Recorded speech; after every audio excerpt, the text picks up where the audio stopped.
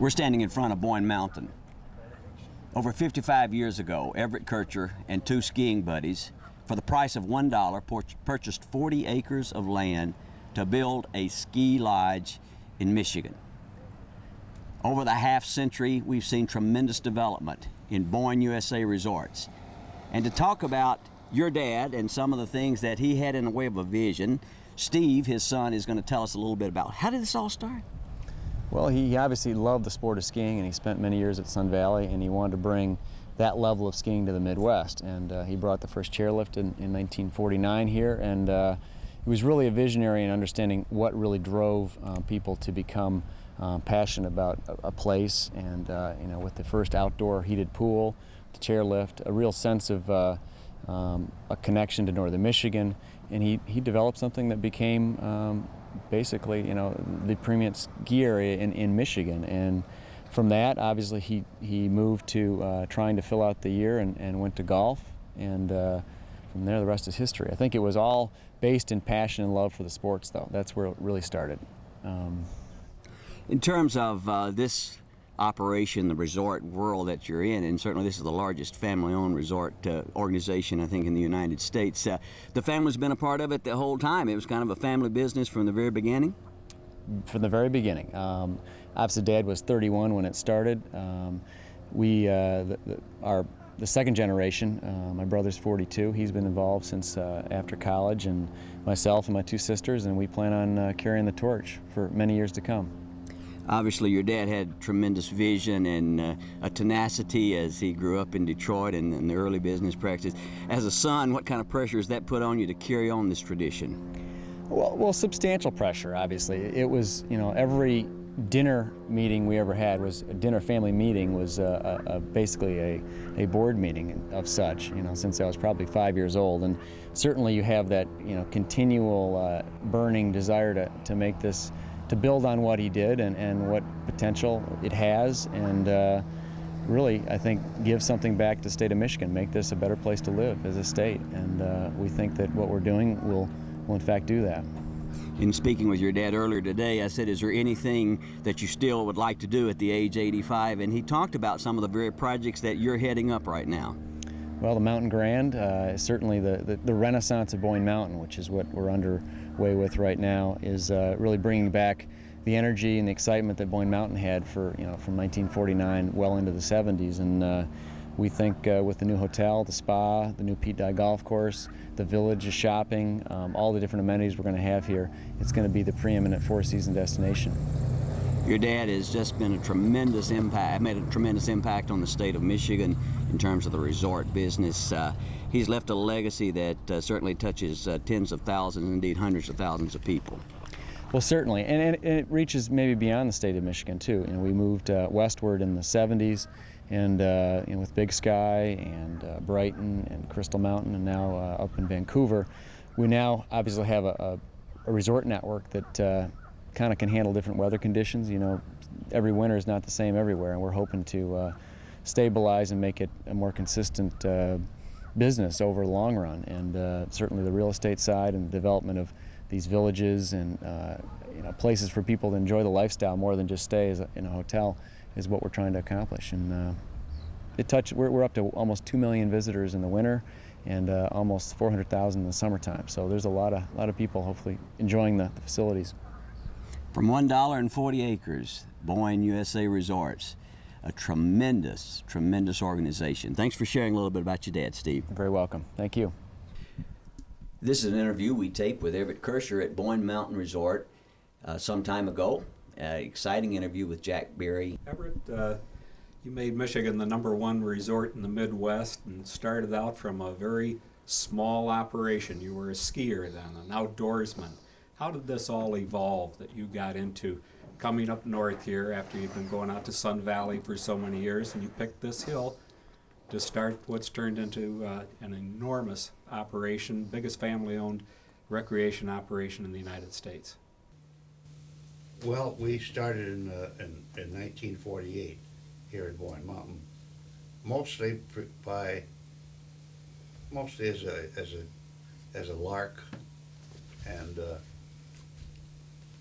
we didn't expect to make a business of it. And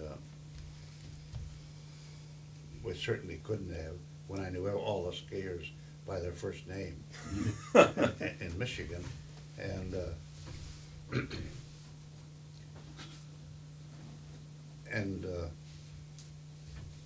so we started we bought a used lift from Sun Valley for $2,000, a junk lift, and it was the first lift ever built in the world, and it still is in operation. And Where do you have that working now? well, that's this lift that's on Victor and Aurora, and it was the first. That's the first chairlift ever built in the world. When they started Sun Valley, it was supposed to be a pretty classy operation, and so they couldn't afford in those days a tramway or an aerial tramway, which was in the $6 to $7 million in those days.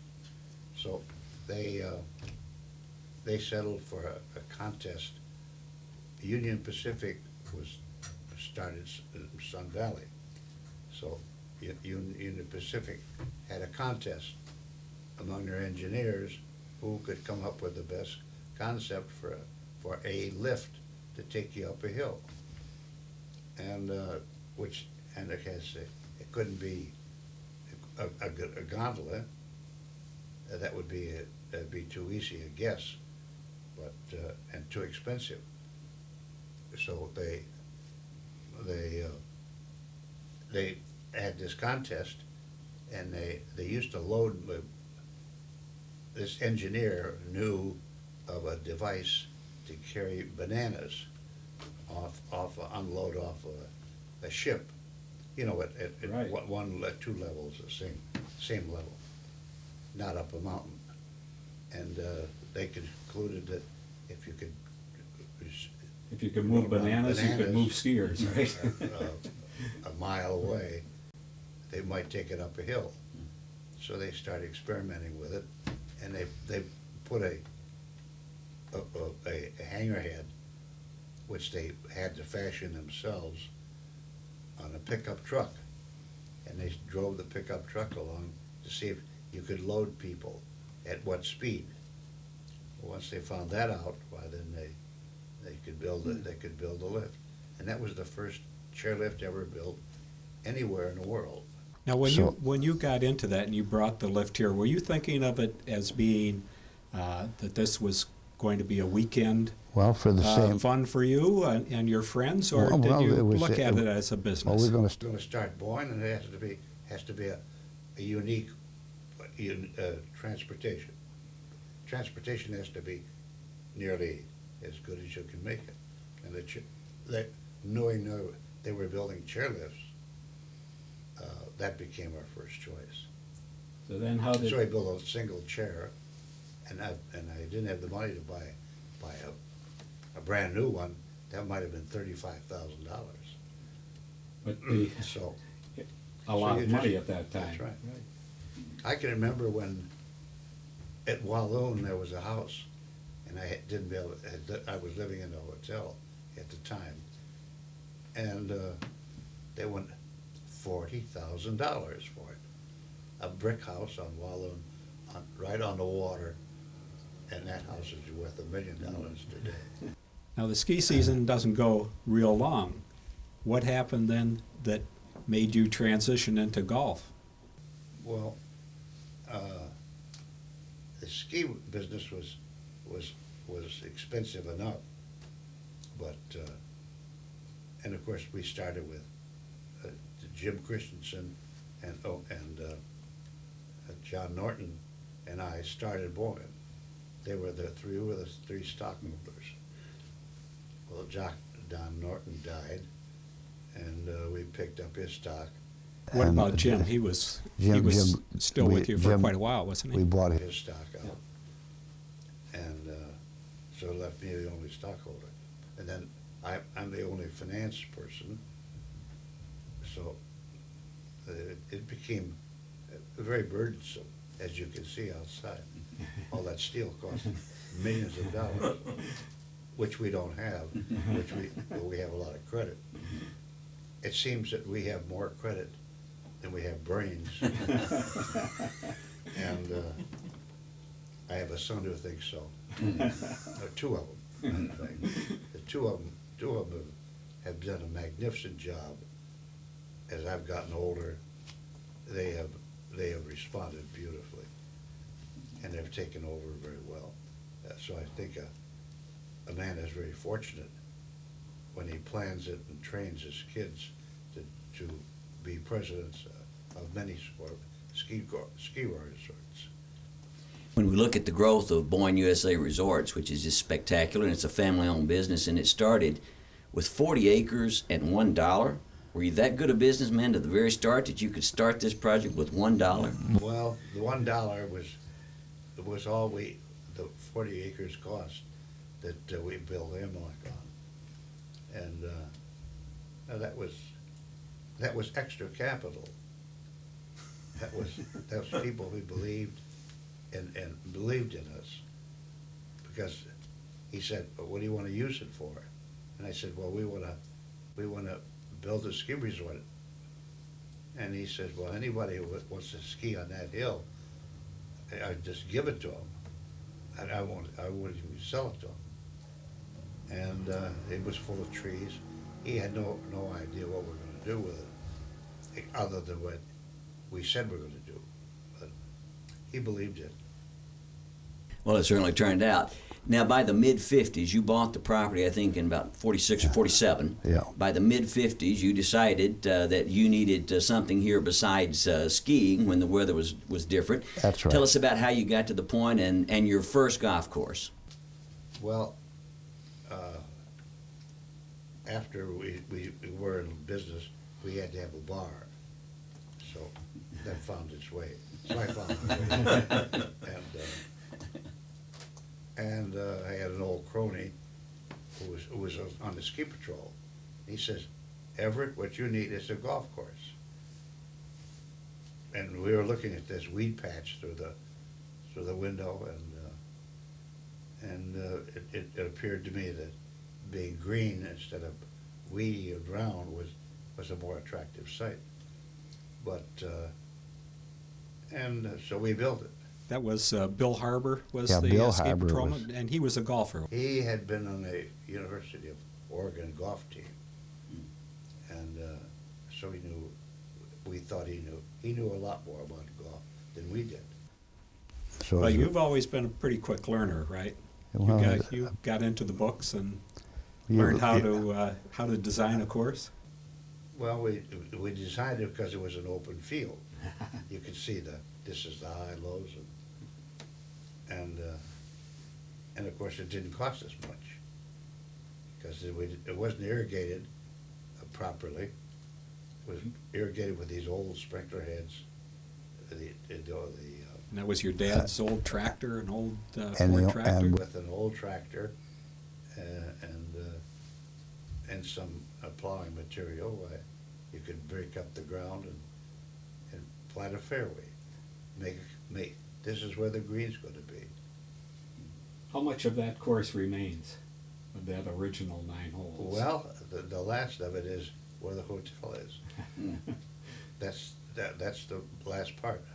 It's been done several times, but that's the original course. So what made you go then from the little 9-hole executive course at Boyne Mountain to hiring Robert Trent Jones to do a great big championship course up at Boyne Highlands? This is much later, after we got Magda bucks, you know. And so we were successful because, you see, we were successful because the jet airplane had not invented yet. And everybody in the Midwest heard about skiing in Boyne and the chairlift, and that attracted them. And your the ski chairlift weeks, right? And then Stein Erickson Right. did all that, did his flips here. So this was the hot place to be. This was the hot place, that's right. This is the place to be. This is the Midwestern Sun Valley. But the snow melts in the spring, and then you have a lot of employees, and what happens then? Then you start putting it back. And so it was necessary to have something to do in the summer. And golf was the natural thing. And how did you happen to hire Jones, who had made a Well, mark at the Oakland because Hills by toughening that up? In those, In those days, he was the leading architect in the architectural field. You and Jones kind of had a little bit of a crusty to show you- relationship, didn't you? show you the relationship. The relationship, of course, in those days, I thought I was equal to him. And he thought. And he thought he was king of the hill. And there can't be two kings on that hill. I can remember one incident where I built a trap, and he just came in on occasionally, and I was there 7 days a week. And he said, and I left a pine tree in the trap, and he says, "Who ever see a pine tree in a trap?" I see. You see now. You see one now, don't you? Now, you said that you changed a number of the holes that he originally designed. Well, to didn't see you? what, See what he'd get on a jet airplane. By then, jet airplanes were very popular, and so he, in his seat in the airplane, he saw this flat ground, and he didn't realize there were no trees there because it was a swamp. Well, that's before the Wetland Act. So we could just get in there and do anything we wanted to do, except that I'm not gonna cross a marsh, blueberry marsh, and, but without filling it. And so we start filling the blueberry marsh, and which is strictly we couldn't build that golf course again today. And yet it's turned into a But signature on the other golf hand, course. we had to redesign some of the holes.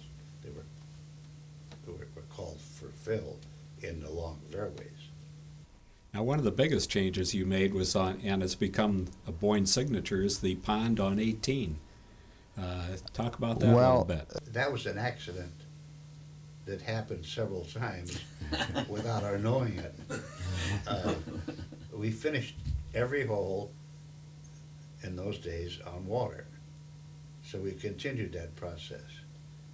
So I thought it'd be kind of neat if you're gonna have a tournament that have a big bunch of water that everybody's got to hit over, and because water is so final. Did you ever put a ball or two in that water? Yeah, I have many times.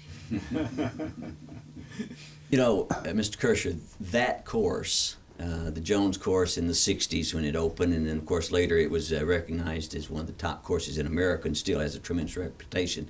That course really started the golf boom in northern Michigan, and as we said, brought it to where we're summer golf capital of America. In reading your biography and knowing a little bit about your personal philosophy, most of the time in the ski business, you just either sold out or bought out the opposition or just outworked them. And yet you opened the door for the golf industry in northern Michigan that we've never had before. Were you anticipating that one course and the attention it would bring would turn northern Michigan into such a golf capital? Well, we've also started the real estate boom. And of course, the golf boom and real estate boom are what keeps northern Michigan alive today.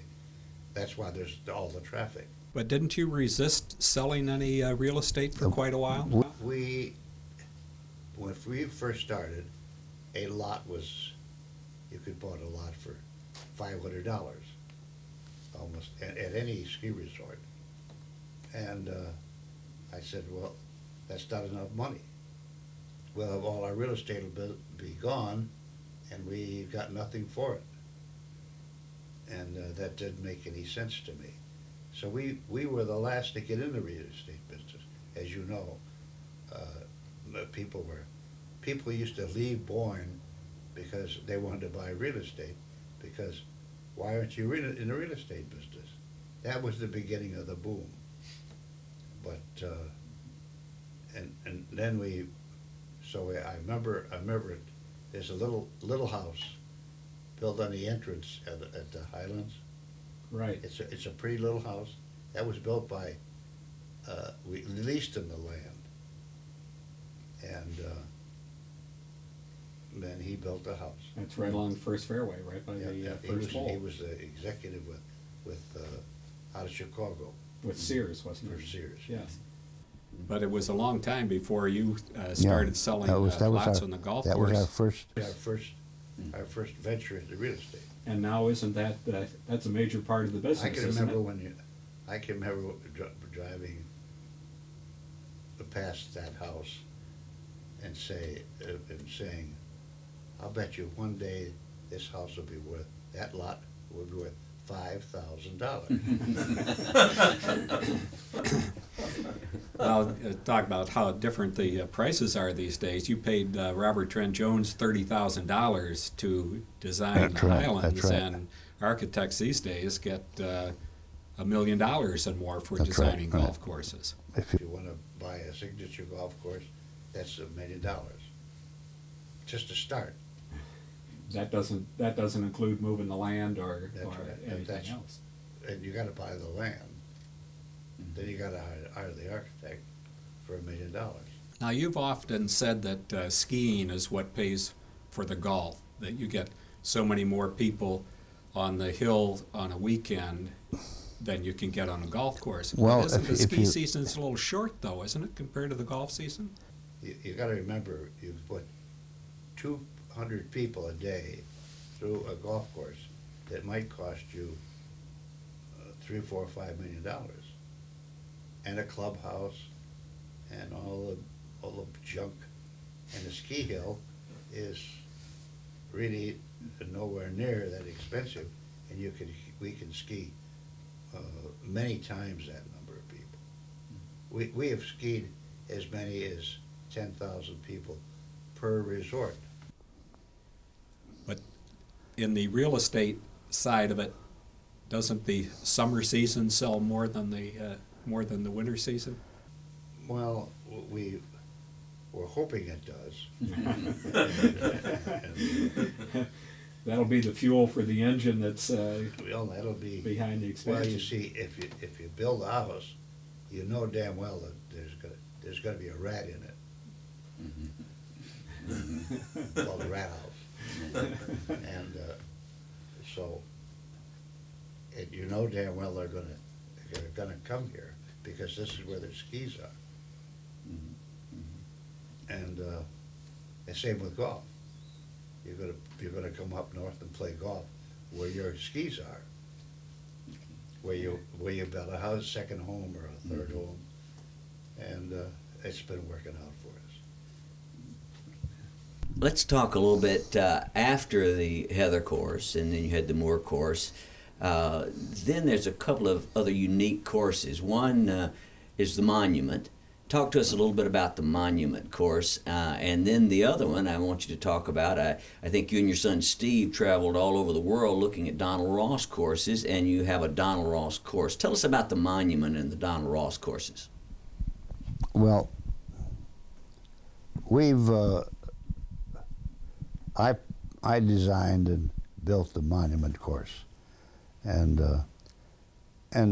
we started out with we're going to honor a past great golfer. That's why we call it the Monument, and we're going to have build these little tees and call it the Nicholas course, Nicholas tees. Although Nicholas has never been one of my favorite people, but he was making more money than I was. And so we were successful with it, and we had the land to do it with. We had all the hills, and it just anybody but a damn fool could build a golf course. And so we were the damn fools that did it. And that we would call it the monument. However, then we were sick and tired of paying this $1 million for an architect when we could get Donald Ross for free. And we did a little research and found out that we didn't owe anything to the heirs by doing it, and so we were free of lawsuits. And and we also liked and admired what he had done, and he'd done a very good job on many, many famous golf courses. That's why they were famous. And because he'd done such a great job, and he worked at Pinehurst for a number of years, and all those years he built number 2 at Pinehurst, and that's a very famous golf course. But it had been gone to weeds and things, and the time I played it, you had to tee your ball up. You had to find a piece of grass. That was in kind of a down period for Pinehurst. That was a down period. That's That's when different owners. Well, that's before Club Corp bought it. Correct. And now it's back to being a jewel. Now they've restored it back to it's the queen of all golf courses, because it's got the name, and it's got the design, and it's got the loving care that is needed on a golf course. Now, speaking of design, when you started the Alpine course here at the mountain, and you had Bill Newcomb, who happened to be worked for Pete Dye a few years earlier than that, and he was a young former Michigan amateur champion, and he worked with you on that. How did you decide to start a golf course 1.5 miles away from the golf shop? That was unheard of, and up a mountain, going up through the woods. How did that come about? Well, that was necessary because we decided that we're going to reverse the golf. We're going to start on the top of the hill and finish at the bottom, because that's the way that mountain was designed. And since then, there's been a ton of golf courses built following that same theory, and it's worked out, and it's been very successful. But it's never been so successful as the Jones name, the Jones course, or so you're better off to if you got a lousy piece of ground, put a good golf course name on it. Now you have another strong golf course at the Highlands, the Arthur Hills course, and I think that your instructions at the beginning of that were to make a course that was playable for, for you and Lois, right? Bill Harbour is a friend of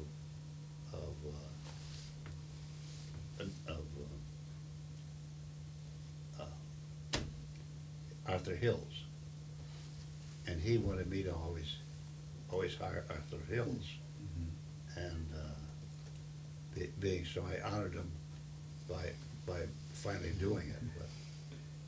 And it was an honor to Arthur Hills to be accepted by us. And so he's done 3 golf courses for us. He did a great job On Bay Harbor. at the Highlands. Right. And Well, the one at the Highlands, isn't that where you kind of instituted a more forward tee? oh yes. Yeah. And tell us But, you about know, that. well, How did that come about? I had a theory that as a guy got older, and of course as I got older, I got this lesson. I mean, when I hit it off the tee, I just knew I couldn't hit it any further than 150 yards, because 150 yards is a nice drive for women. And some of the guys are struggling out there, like Bill Harbor hits it at 250, but sideways. And I could always play him because beat him, because he would hit it sideways and take 5 or 6 hitting back. But on the other hand, men, I'm a little guy, and I knew damn well as I got older, I'm not going to hit that ball 220 yards. I couldn't hit it with 220 yards when I was 18.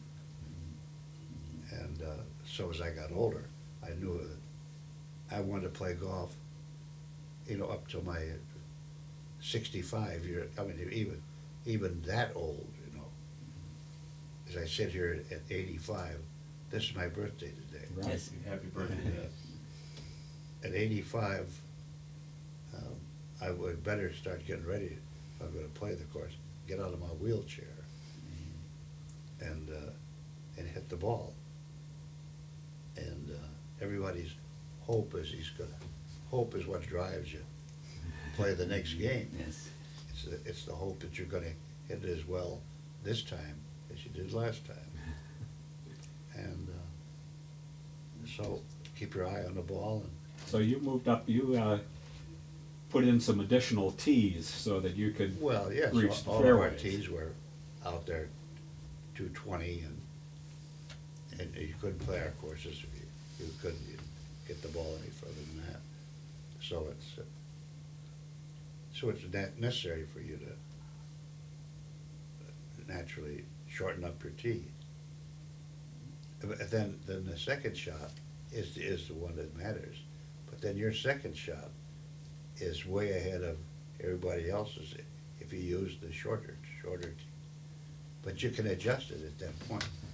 Did you travel around the United States, around the world to play golf as you did your skiing? You'd go out No, west. Did you do the I- same at golf? I played. Played around the country at all the while we were building the Ross course. I toured many of them, and all those were Ross courses. And we were welcomed. Everybody was delighted with that concept, and they welcomed us with open arms because it was a credit to their golf course that someone wanted to build their hole. You, just as you had your ski weeks, you started a golf week, and it's probably one of the best golf packages in America, is the golf week that you offer here at Boyne. Was that an economical decision, or did you really see that there was a market Well- niche? You see,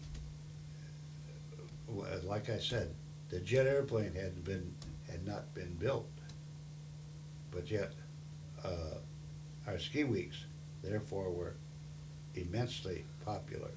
And so I just took a lesson out of the past and said, if it worked for skiing, maybe it'll work for golf. Well, it has worked for golf.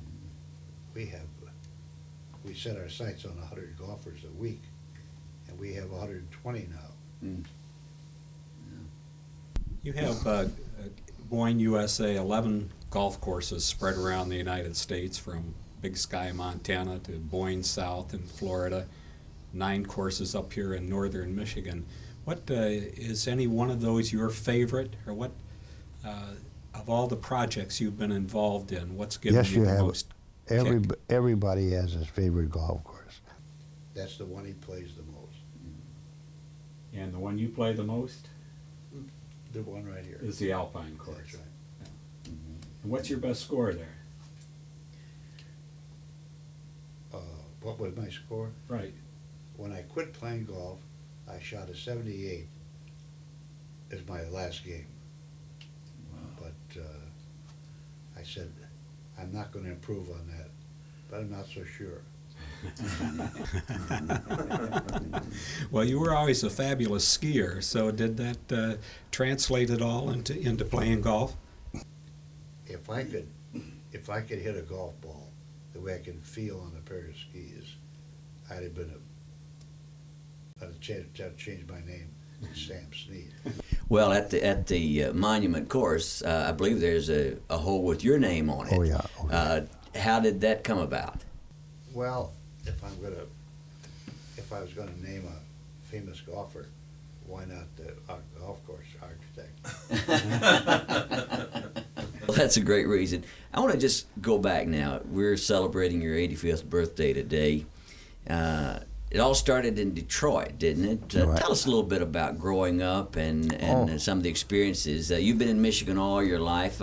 Tell us about those early years. Well, My life started with Ford Motor Company in 1927 when Ford Motor Company offered $5 a day. And my father was an aspiring automobile mechanic. He wasn't yet. And so he came to Detroit riding the rails, probably from St. Louis, and where I was born. And he went to work for Denby Motor Company and Ford first. And he couldn't keep my father in a factory. And just like I have a fellow working for me now, Austrian. He lives at my house now, he and his wife. And he disappeared. It's because his wife put him in a factory. You can't put an Austrian in a factory and expect him to be happy. Not when he can't yodel and run around. And anyway, that any more than you could keep my father in the factory. So he left the factory and started his own garage and started pulling those deadbeat trucks into his two-car garage, which he had to build in a hurry. And so that was exactly what we started at. I mean, I remember carrying my father's lunch to him day after day after day during vacation periods when I wasn't in school, and we were happy doing it.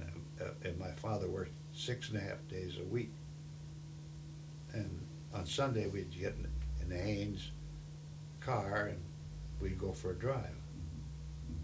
That was the week. That's week entertainment.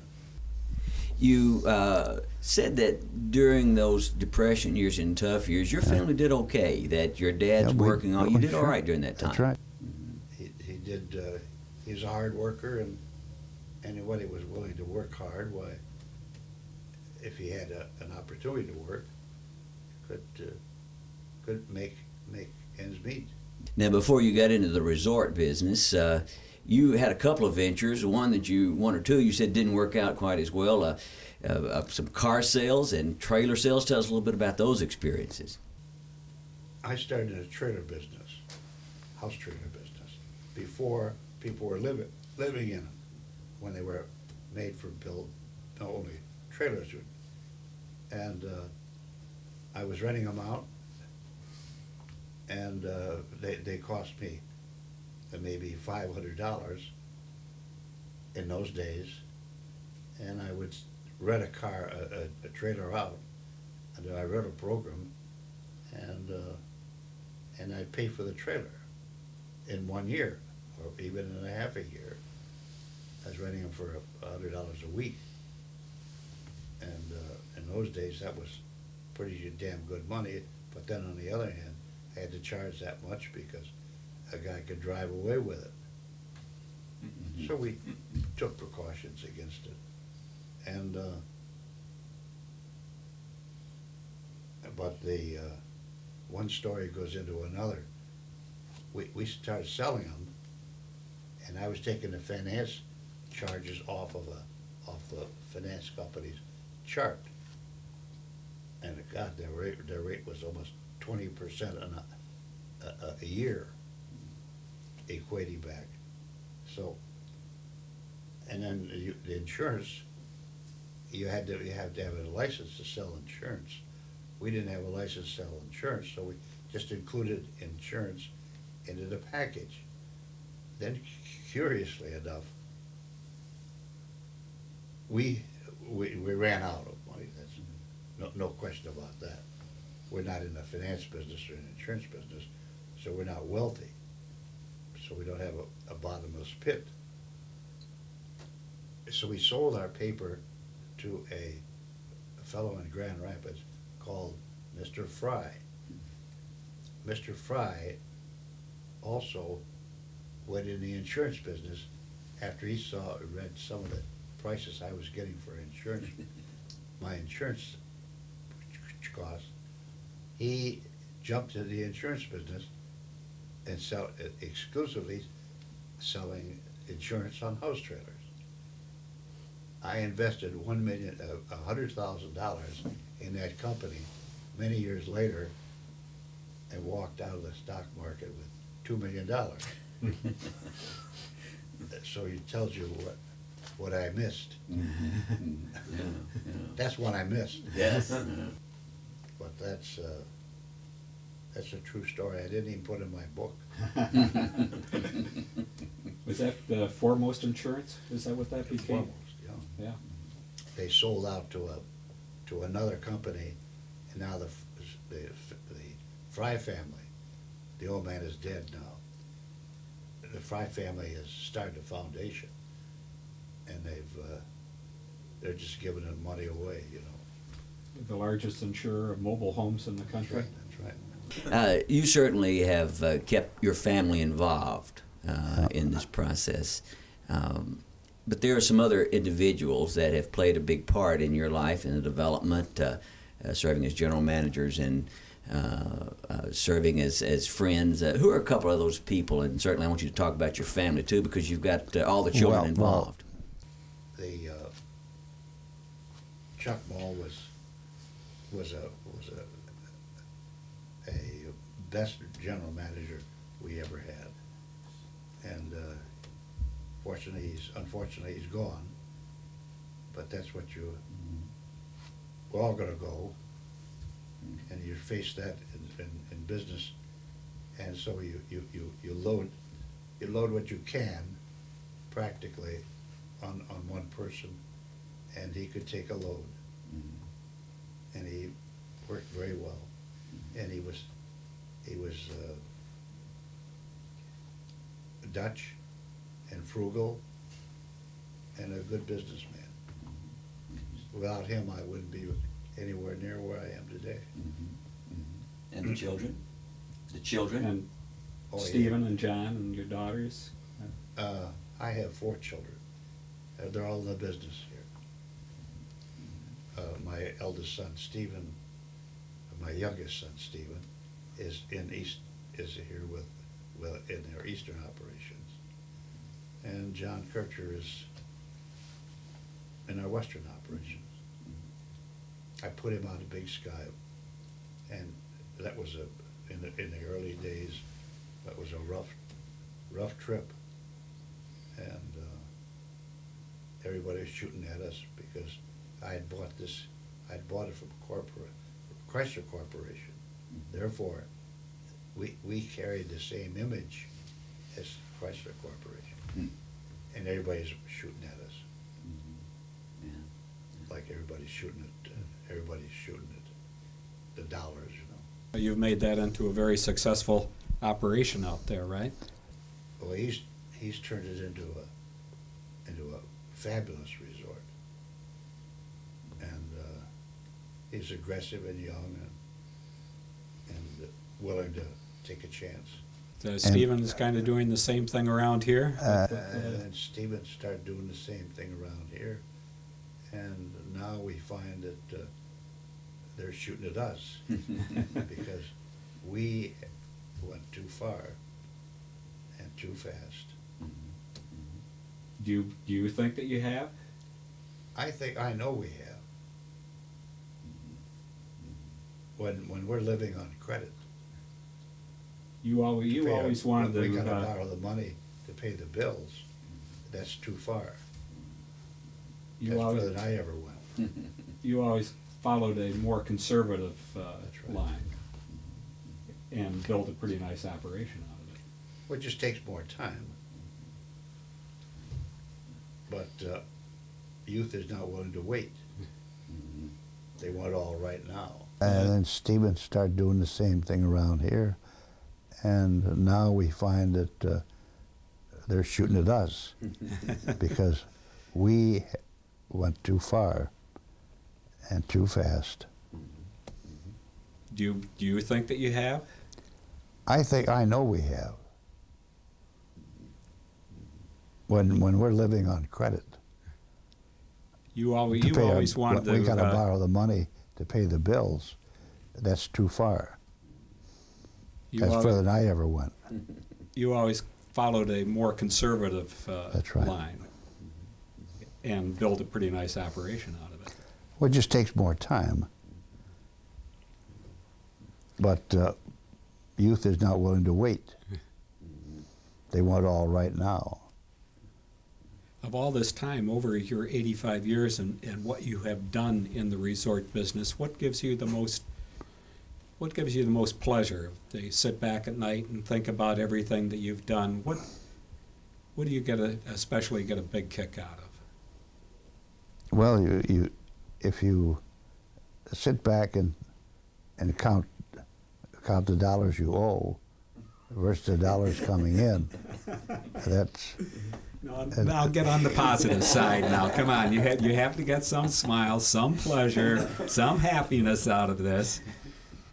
You've got that one sign in here someplace, he who dies with the most toys wins, whatever. Well, you've had a lot of toys. And that's right. Certainly, too many toys. And you have... too many toys when you get 85. You've hunted and you've fished all over the world. You've played golf. That's right. You've skied with the Olympic champions. You hired Olympic champions. That's right. That's a pretty strong resume. Well, that's the proper words to put in the word called satisfaction. Everett Kircher says that I knew absolutely nothing about the game of golf, and there was a fellow named Bill Harbour that got all of this started. So tell us exactly, I think this was like in the mid-50s or so. Tell us how this came about. Well, you know that Everett's real passion in life is fishing. And we had been fishing that morning with a fellow named Jack Harriman, who was a great friend. And we came back in the middle of the afternoon. We're sitting in the upstairs bar and having a cold one. And he says, what do I do to get some more business in the summertime? Well, at that time, there were weeds from the Boyne Mountain Lodge clear out to the highway out there. And we said, well, you know, we could landscape this place a little bit or even put some golf holes out there. And what's the worst that could happen? It would dress the place up a little bit. And we had another beer and talked about it some more, and he saw the possibilities in it. And so eventually, later that afternoon, we went out and got some slalom poles, which are used in skiing, and laid out that first little golf course that was pasted off, and with the one requirement, you know, where the pond was, we had to have a hole, you know, a la Pebble Beach. We had to have a hole, well, even though it was only 70 yards, we had to have a hole shooting across the pond. But as most things happen, he took it from there, and it's where he is today. He said he took an old tractor that his father had given him, and maybe had an old bulldozer or something here. And after you left, said you went back, said you went home, said you didn't stay after you helped stake it out. And he said he got it all. I've always been a visitor, so. Well, he said you left it to him, and he laid it out and had this manual sprinkler system, and that was the start of golf here at those 9 holes. And then later, of course, we know the rest of the story. No, you really don't know the rest of the story. There's more to it than that. Did you ever imagine that Northern Michigan would have this level of golf courses, this quality of golf courses? It never occurred to me. It just never occurred to me that it would get this kind of popularity here, and except for the people I know in the business, and they will tell you the numbers of golf, that the people that are joining golf every year, that they will not be able to build golf courses fast enough for the next 50 years in order to keep everybody happy. playing 4.5 hour rounds of golf. So. One inside story you can kind of help us with. We've heard numerous times, whether it was Robert Trent Jones or Bill Newcomb or anybody else, that you talk about this water that was in the original 9 holes. It seems like Mr. Kircher really likes to have water on finishing holes. Was that some of your doings? Did you guys decide that you were going to have all the holes with water? I don't. What is truth and what is fiction? Sometimes you're playing with a guy that oversaw the design of a golf course. He said, "I put this hole in here to catch your hook, or to catch your long ball or something, and reward you if you hit it straight," and those kind of things. But lots of those kind of stories over the years. But I can't really answer that honestly. So. Okay, well, we got most of the inside scoop anyway. Thank you, Bill Harper, for joining us. Because he saw the play that little golf course got, and he said, when he had acquired the Highlands, he had a lot more real estate then. What do I do? If I want to build a first-class golf course in northern Michigan, how do I do it? And I told him, you get the very best golf course architect you can find, who is Robert Trent Jones. You get him and have him do you a course, because his name alone will draw the people there. And that's essentially what happened. There's another sidelight to that Trent Jones wanted to have a bunch of people come and play Oakland Hills and show Everett what he had done there. I arranged for a couple of 2 or 3 foursomes to get on the course, and one of the people that I had was a good friend of mine named Arthur Hills, and he had just hung out his shingle at that time, which was God knows how many years ago. And nothing happened then, but it eventually connected with the golf program here. So.